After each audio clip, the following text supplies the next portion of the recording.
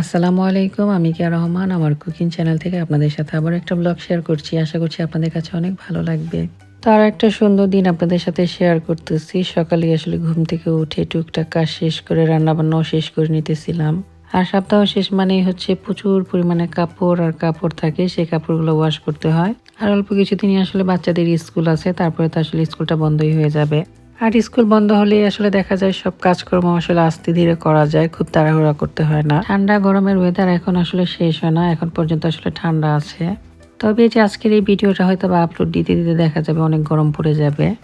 Normally দেখা যায় আমি খুব ভোরেই আসলে ঘুম থেকে উঠি, তারপরে সব কাজকর্ম শেষ করে ফেলি। তো আজকে আসলে এরকমই একটা দিন ছিল। সকালে আসলে উঠে সব কাজ শেষ করলাম, তারপরে হচ্ছে মেজো মেয়েকে নিয়ে চলে যাচ্ছিলাম মেয়ের বান্ধবীর বার্থডে প্রোগ্রামে। যেহেতু ওয়েদার আসলে খুব একটা বেশি ভালো ছিল না, কয়েকদিন ধরে আসলে এই অবস্থা চলতেছে। মানুষ চাইলেও আসলে খুব একটা ঘর থেকে বের হইতে পারতেছে না, খুবই বাজে একটা অবস্থা আর কি। আমার মেজো মেয়ে আর আমি চলে গেছিলাম গোল্ডের দোকানে একটা গিফট কেনার জন্য। যাওয়ার পথে দেখলাম যে অনেক সুন্দর সুন্দর কিছু ড্রেস দেখা যাইতেছে, বাইরে আসলে শো করে রাখছে। এগুলো সবই ছিল মডেলদের ড্রেস, আমরাও আসলে চাইলে বানিয়ে নিতে পারবো এখান থেকে। আমি একটু ঘুরে ঘুরে আর কি দেখলাম ড্রেসগুলো, তারপরে চলে আসলাম এই যে গোল্ডের দোকানে। এখানে আসলে দেখতেছিলাম কি নেওয়া যায় কি নেওয়া যায়। তারপরে আমার চোখ পড়লো একটা সুন্দর দুলের উপরে, তারপরে দুলটাই আসলে কিনে নিলাম। আর দুলটা আমার কাছে অনেক বেশি ভালো লাগতেছিল। আমি আসলে সবসময় চেষ্টা করি আমার সাধ্যের মধ্যে ভালো কিছুই সবাইকে দেওয়ার জন্য। যদিও আমি আসলে গরিব মানুষ, তারপরে আমার রক্তের মধ্যে একটা বড়লোকি ভাব আছে, যাই হোক। আর এই কথাটা কিন্তু আমার না, এই কথাটা হচ্ছে আমার জামাই সাহেবের কথা।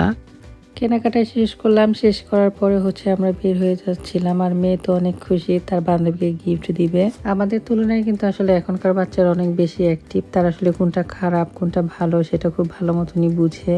আর এই যে মার্কেটে আসলে আসলে দেখা গেছে মেয়ে হচ্ছে একটু না একটু খেলাধুলা করতেই চায়। আর এখন যেহেতু আসলে ছোট বয়স, তাই আসলে খুব একটা মানাও করি না, খেলাধুলা করতে চাইলে আসলে খেলতে দিই। বাচ্চারা যখন আসলে ছোট থাকে তাদের স্বপ্নগুলো আসলে অনেক ছোট ছোটই থাকে, তখন আসলে এগুলো পূরণ করা যায়। ধীরে ধীরে যখন বাচ্চারা আসলে বড় হয় তখন তাদের চাহিদা বেড়ে যায়, আকাঙ্ক্ষা বেড়ে যায়, সবকিছুই বেড়ে যায়। আলহামদুলিল্লাহ, আল্লাহ তাআলার অশেষ রহমতে এখন পর্যন্ত বাচ্চাদের ছোট ছোট যে আবদারগুলো আছে সেগুলো আসলে পূরণ করার চেষ্টা করি।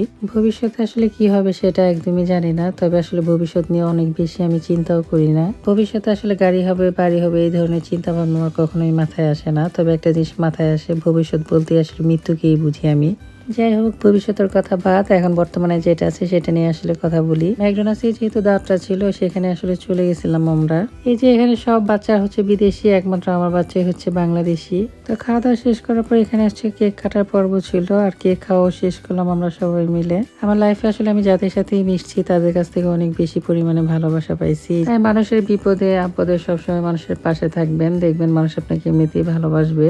মানুষকে আসলে টাকা দিয়ে সবসময় সাহায্য করতে হয় না, কিছু কিছু সময় মানুষের মন মানসিকতা খারাপ থাকলে তাকে একটু কথা দিয়ে সান্ত্বনা দিতে হয়। যাই হোক, সেখান থেকে এসে আবার একটু রান্না বান্না শেষ করলাম, তারপরে চলে যাচ্ছিলাম এক ভাবির বাসায়। আমি আসলে মানুষের সুখের সময় কাছে না থাকতে পারলেও বিপদের সময় অনেক চেষ্টা করি তার পাশে যেয়ে দাঁড়ানোর জন্য। যাই হোক, সবকিছু মিলে এই তো ছিল আমাদের আজকের একটা দিন, যেটা আপনাদের সাথে শেয়ার করলাম। আমাদের জন্য অনেক বেশি বেশি দোয়া করবেন। আজকের মতো এই পর্যন্তই। আসসালামু আলাইকুম।